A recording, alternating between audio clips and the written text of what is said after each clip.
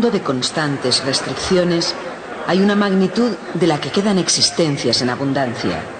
Es la entropía.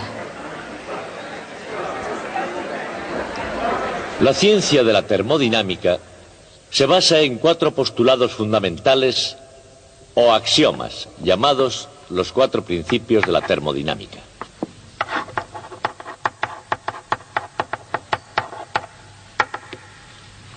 De esos 4 principios, el segundo fue el primero que se descubrió. El primero fue el segundo en descubrirse. El tercer principio que se descubrió se llama principio cero y el cuarto se llama tercer principio. Pero todo eso tiene perfecto sentido porque la termodinámica es la más implacablemente lógica de todas las ciencias. Les diré brevemente lo que son esos 4 principios. El principio cero dice precisamente que la temperatura tiene sentido. El primero es la conservación de la energía. El segundo principio es el principio de la entropía. Y el tercer principio dice que hay una temperatura tan baja que nunca se puede alcanzar.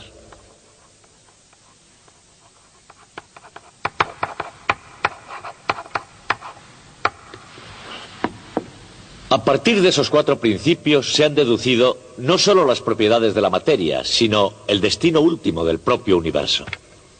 Pero si queremos llegar a alguna parte, será mejor que empecemos.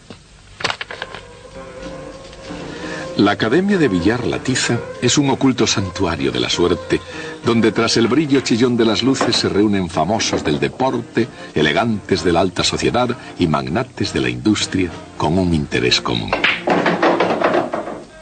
Uno podría preguntarse cómo se las han arreglado esos caballeros para que sus nombres no salgan en los periódicos y no digamos en las revistas especializadas. Un observador casual podría preguntarse: ¿qué hacen unos chicos como esos en un lugar como este? Pero para los que están en el secreto, su objetivo es evidente.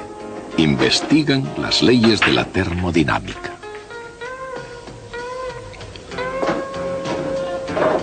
¿Pero por qué en La Tiza? En parte ciertamente es por su ambiente, que es el último grito en elegancia desenfadada. No se necesita más explicación, pero sobre todo es por el material de que dispone, en especial el llamado instrumento, que en interés de la ciencia parece que siempre se tiene a mano en La Tiza. Incluso ahora mismo 2 distinguidos científicos sostienen sus cubetas en las manos. Debido a la naturaleza de este experimento, se aconseja no sea visto, y menos aún practicado, sin el consentimiento de los padres. Sostenida con gran cuidado, cada cubeta contiene un poco de fluido experimental que, por desgracia, crea dependencia. Sin embargo, antes de que las cosas comiencen a salirse de madre, el fluido fue vertido en las cubetas a una temperatura de 295 grados Kelvin. Y después se añadieron con precisión científica varios cubos geométricos de H2O cristalizado. La temperatura inicial de los cristales era de 273 grados Kelvin.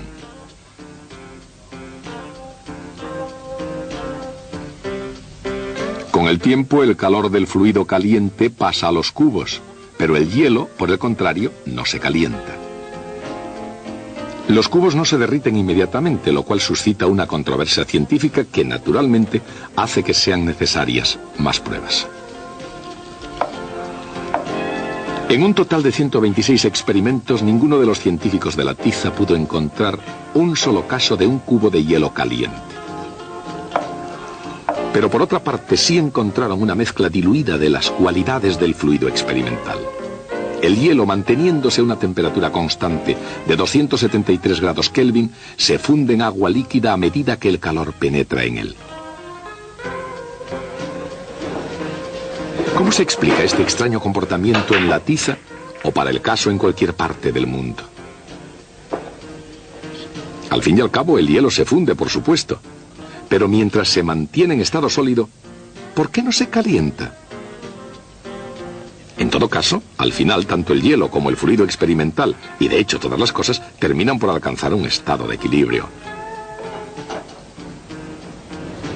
En alguna parte, al menos en teoría, existe un estado celestial llamado equilibrio. Pero en el mundo real, el equilibrio es muy difícil de hallar. En una isla de la Polinesia, el planeta se agrieta y el fuego líquido burbujea desde su interior. Y en el centro polar del océano Ártico, la original máquina de hielo del mundo está trabajando día y noche. En el profundo y oscuro corazón de la zona ecuatorial, el sol abrasa una sabana con implacable regularidad. Y a muy poca distancia, un líquido se mueve con estruendo por entre las rocas hacia abajo. Ciertamente, desde el principio, a través de ella y hasta sus confines, la propia Tierra es una gran máquina, una fábrica que nunca deja de funcionar, que nunca hace una pausa ni se pone en huelga. La máquina de la naturaleza, una central impulsada sin interrupción por la energía ilimitada del Sol.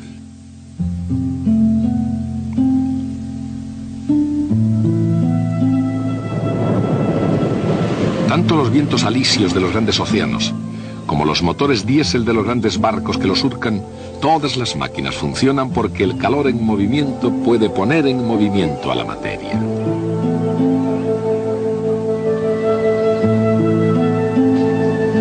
Durante varios siglos, la máquina térmica se ha extendido a lo largo y a lo ancho del mundo. Pero tanto en el pasado como en el presente, el calor solo se mueve en una dirección, desde la temperatura alta hacia la temperatura baja. La existencia de cualquier máquina en la Tierra, incluyendo la propia Tierra, depende de que una de sus partes esté funcionando a una temperatura más alta que la otra. En la máquina de la naturaleza, por ejemplo, fuertes corrientes son impulsadas a través de la atmósfera de la Tierra a causa de la diferencia entre la temperatura del ecuador y la temperatura de los polos. Desde un polo a otro polo, y desde una máquina a otra máquina, el principio es siempre el mismo. En este vehículo es la diferencia entre la temperatura de la mezcla de gasolina y aire explotando en los cilindros y la temperatura del agua circulando por un sistema de refrigeración. Las máquinas de vapor operan entre la temperatura alta del fogón y la temperatura baja de la atmósfera. Cuanto mayor sea la diferencia de temperaturas, cuanto más caliente esté una parte de la máquina y más fría la otra, mejor funcionan. Si deja de fluir combustible y la parte más caliente de la máquina se enfría, esta se para. Evidentemente, eso puede causar dificultades. Si todas las partes de la máquina alcanzan la misma temperatura, si cesa todo movimiento y deja de haber vitalidad, la máquina alcanza su estado final, el estado de equilibrio. Desde una perspectiva científica, ¿cuál es el aspecto general? En este cálculo de dinámica molecular, cada par de átomos han sido programados para que actúen entre sí con una auténtica fuerza interatómica. Entonces, ¿qué es lo que sucede realmente cuando un cuerpo caliente entra en contacto con uno frío?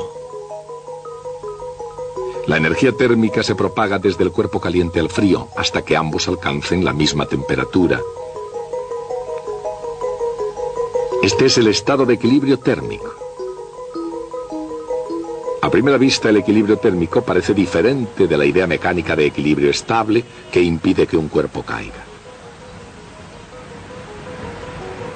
Pero veámoslo más en detalle. Cuando un cuerpo que cae choca con el suelo, cada rebote es menor que el anterior. ¿Y por qué es así? Es así porque la energía cinética del cuerpo, como un todo, se va transformando en el caótico movimiento de los átomos que lo componen. Ese proceso es muy similar al del calor que se propaga a un cuerpo frío. El resultado final es el mismo. Con el tiempo, toda la energía disponible se llega a distribuir como energía cinética y potencial de los movimientos aleatorios de todos los átomos. Por lo tanto, aunque la idea de equilibrio parece lo definitivo en paz y serenidad, esa perspectiva oculta el agitado movimiento de los átomos en el interior. Así que entender el equilibrio es cuestión de perspectiva, de mirar más dentro y más allá.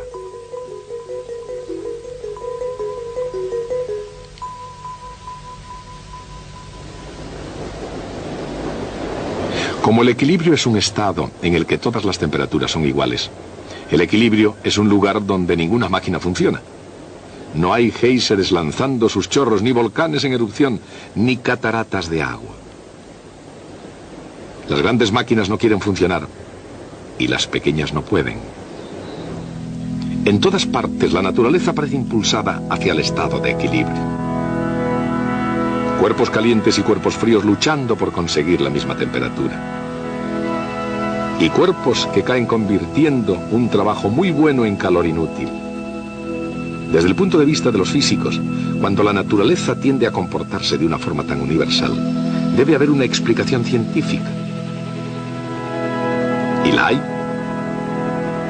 La explicación comenzó como una idea, naturalmente una idea para la construcción de una máquina de vapor mejor. Hubo un joven llamado Carnot, cuya lógica fue capaz de demostrar que, para una fuente de trabajo competente, ninguna tan eficiente como una que sencillamente no funcione. Las ideas más grandes de Sadi Carnot nunca funcionaron y en el mundo real probablemente nunca funcionarán. No obstante, él había decidido crear una máquina tan perfecta como la naturaleza lo permitiera y la lógica para llegar muy cerca de ella. Dada una diferencia de temperaturas, una temperatura alta T sub B y una temperatura baja T sub 0, Carnot diseñó una perfecta abstracción. La máquina de Carnot toma calor Q sub B a la temperatura alta, convierte una parte del trabajo W y expulsa el resto, Q sub 0, como calor a la temperatura más baja. Como el ciclo de Carnot podía funcionar igualmente en sentido inverso, era la imagen de la máquina ideal, la máquina más eficiente que posiblemente las leyes de la naturaleza podían permitir. Pero con la temprana muerte de Carnot, sus ideas, prácticamente desconocidas desde el principio, parecían destinadas a quedar en el olvido. Y seguramente ese hubiera sido su final si dos grandes científicos no se hubieran interesado por la teoría de Carnot. Rudolf Clausius, físico alemán, y William Thomson, profesor de filosofía de la naturaleza en Glasgow, que más tarde se convertirá en Lord Kelvin. Rescatados los manuscritos originales de Carnot, de esas mismas páginas nació la ciencia de la termodinámica. En el razonamiento de Carnot, Clausius y Thomson observaron un hecho asombroso. Lo vieron en términos de una simplicidad matemática asombrosa.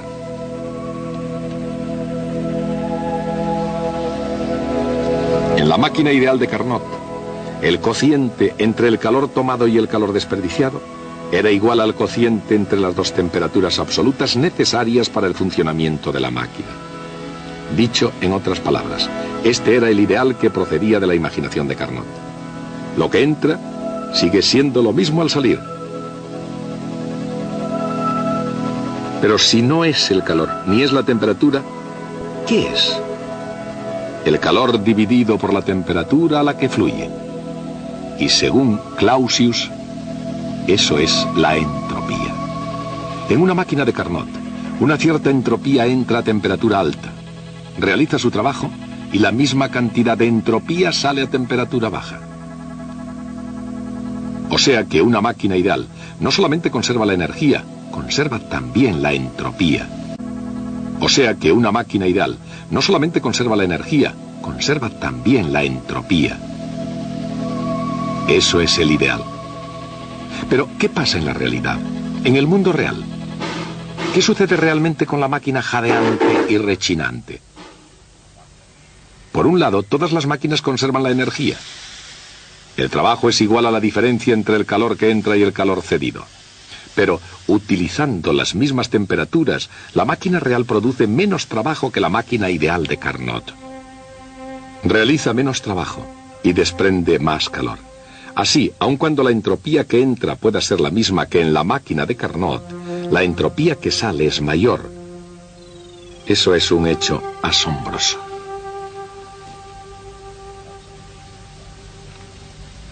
La entropía que sale de una máquina real es mayor que la entropía que entra. ¿Podría eso significar que la máquina real crea entropía de la nada? En realidad sí. Y eso es porque en las máquinas reales el calor que fluye no es isotérmico. Los movimientos del émbolo no son adiabáticos. Hay siempre rozamiento entre las partes en movimiento. Independientemente de lo que pueda ser su producto final, todas las máquinas reales fabrican entropía. Independientemente de las condiciones del lugar de trabajo, las existencias de entropía crecen siempre. E independientemente del lugar de trabajo, los seres humanos no poseen la patente de fabricación de la entropía. Día tras día, las máquinas de la madre naturaleza van fabricando entropía. Y nadie sobre la Tierra puede competir con ellas. Cada cuerpo material, en cualquier lugar del universo, contiene entropía. Y aunque no siempre es fácil decir cuánta entropía contiene, no es demasiado difícil determinar cuándo circula entropía de un cuerpo a otro. Si el calor sale de un cuerpo a la temperatura T, la entropía del cuerpo disminuye en Q partido por T. Si el calor entra a la temperatura T, la entropía del cuerpo se incrementa en esa cantidad. Cuando a través del cosmos fluye calor, fluye entropía con él. Todas las máquinas extraen calor de alguna parte, del sol quizás, o de la caldera de un barco. Utilizan parte de él para hacer su trabajo y después liberan el resto. No tiene demasiada importancia a dónde va ese resto, no en el gran esquema de las cosas. Va a la atmósfera, al mar o a cualquier lugar que esté frío y que sea lo suficientemente grande como para no verse afectado por esa aportación de calor. Las máquinas diseñadas por el hombre funcionan de una forma muy similar a las que la madre naturaleza prepara. Mientras el calor fluya desde una temperatura alta a otra más baja, las cosas marchan sobre ruedas. Y mientras haya combustible, carbón, petróleo, madera o cualquier cosa que sirva, seguirán marchando. Pero si se acaba el combustible, deja de haber flujo de calor. El cuerpo se enfría, su temperatura baja poco a poco y cuando llega a la misma temperatura del medio que le rodea, está en un estado de equilibrio. Siempre que circule el calor y un cuerpo caliente esté más caliente que el cuerpo frío, aumentará la entropía y continuará aumentando hasta que no pueda suceder otra cosa, hasta el estado de equilibrio. Cuando esto ocurre, la entropía no crece más. Dicho de otro modo, el estado de equilibrio es el estado de máxima entropía. Todos los procesos de la naturaleza se pueden ver siempre por todo el universo como una constante marcha para aumentar la entropía. Y aunque esos hechos hayan sido comprobados en la mayoría de los circuitos científicos, algunos investigadores no cesarán en su empeño. Quizás sea porque hay un hecho que todavía deja perplejos a los más curiosos. Aunque el hielo se funde cuando recibe calor procedente del fluido experimental, no se calienta mientras algo de él quede en estado sólido. ¿Por qué? Un flujo de calor produce la transformación del hielo en agua a una temperatura constante. Por consiguiente, mientras el hielo se esté transformando en agua, la entropía del agua está aumentando. Y así, el agua es un estado de más alta entropía que el hielo. En realidad, cualquier sólido es un estado de más baja entropía que el de la misma materia en forma líquida. El líquido es un estado de la materia más caótico y desordenado que el sólido. Tiene mayor entropía. En la tierra y en el mar, o en el mar y en la tierra, o en cualquier lugar del universo, entropía creciente significa tosquedad y desorden creciente. El propio hielo, un sólido cristalino, es un estado de la materia en el que las moléculas existen en una estructura proporcionada geométricamente simétrica. En un sólido, cuando los átomos se agrupan en la configuración más favorable, las moléculas se organizan de modo que reduzcan al mínimo su energía potencial.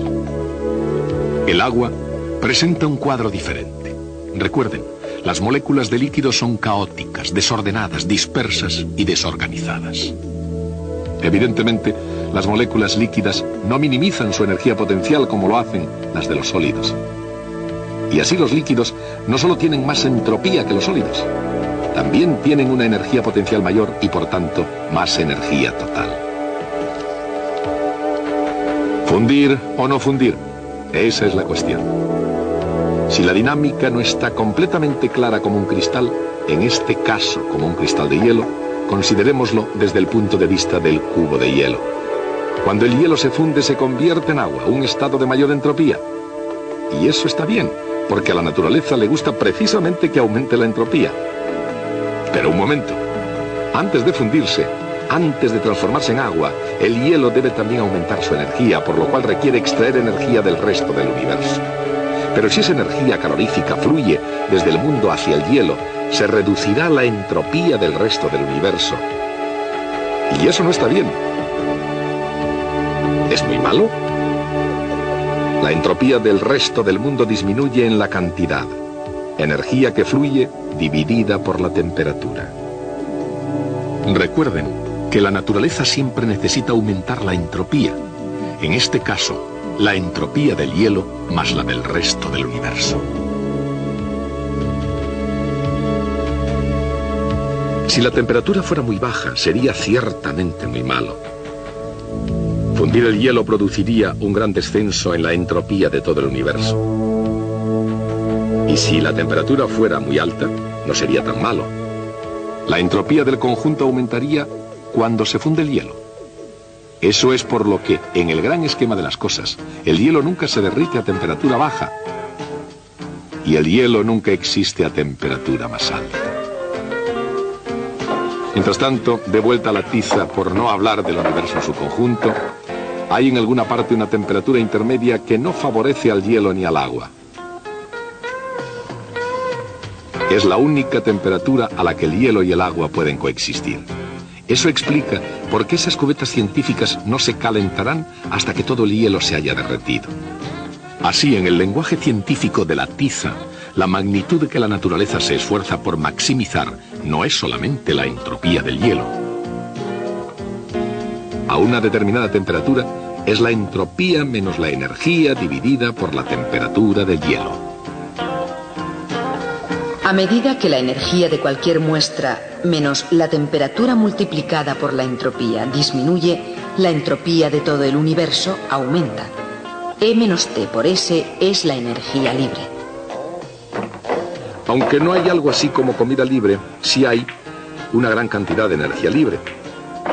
Cada partícula de materia en el mundo hace que su propia parte de energía libre sea lo más pequeña posible. Eso es lo que se requiere para maximizar la entropía del universo. De modo que tanto dentro de los confines de una cubeta científica como por todo el universo, la ley del crecimiento de entropía dirige a la materia desde el orden al desorden. Durante algún tiempo se ha pensado que la entropía creciente en el universo conduciría al propio universo a un estado definitivo de desorden. Y a eso le llaman la muerte térmica del universo. No parece un buen porvenir. Es una noción provocadora, al menos peligrosa. Y queda aún la cuestión: ¿hundirá toda esta entropía creciente al universo en un estado de caos total? Si es así, no sería la primera vez que se descubre el destino del universo en un vaso de whisky con hielo.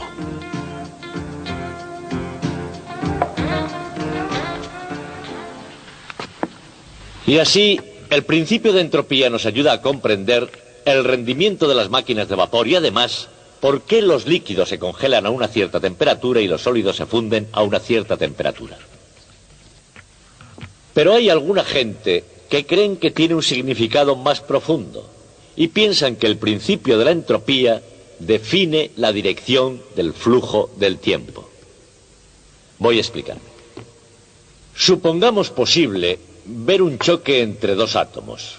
Un átomo podría venir así y salir por aquí, y el otro átomo, tras chocar con él, sale en esta dirección. Bien, si vieran una película de esta colisión, no serían capaces de decir si la película se ha proyectado hacia adelante o hacia atrás. Porque a nivel microscópico, la ley de la entropía no se aplica. Las leyes de la física funcionan igualmente en un sentido o en el inverso. Según las leyes de la física, a este nivel, el tiempo no tiene una dirección determinada.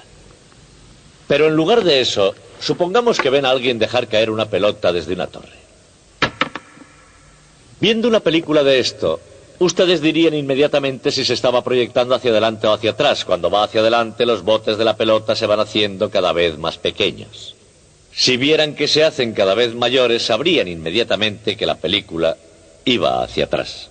Bien, pues lo que ocurre en ese caso es que la energía de la pelota se va convirtiendo en calor, y eso aumenta la entropía del universo. Y ustedes ya saben, sin que nadie se lo tenga que explicar, que la manera correcta de pasar la película es en la dirección en que aumenta la entropía. Y eso es lo que determina la dirección del curso del tiempo. Y de igual manera hay quien piensa que el segundo principio de la termodinámica determina la dirección del curso del tiempo. Pero otros dicen que el segundo principio es una mera tautología. La entropía aumenta con el tiempo y el tiempo aumenta con la entropía. Luego, ¿qué hay de nuevo? Yo no pienso así. Comprendo perfectamente en qué dirección corre el tiempo y naturalmente pienso que el nuestro se ha acabado. Así que hasta la próxima vez. O, si la entropía disminuye, hasta la vez pasada.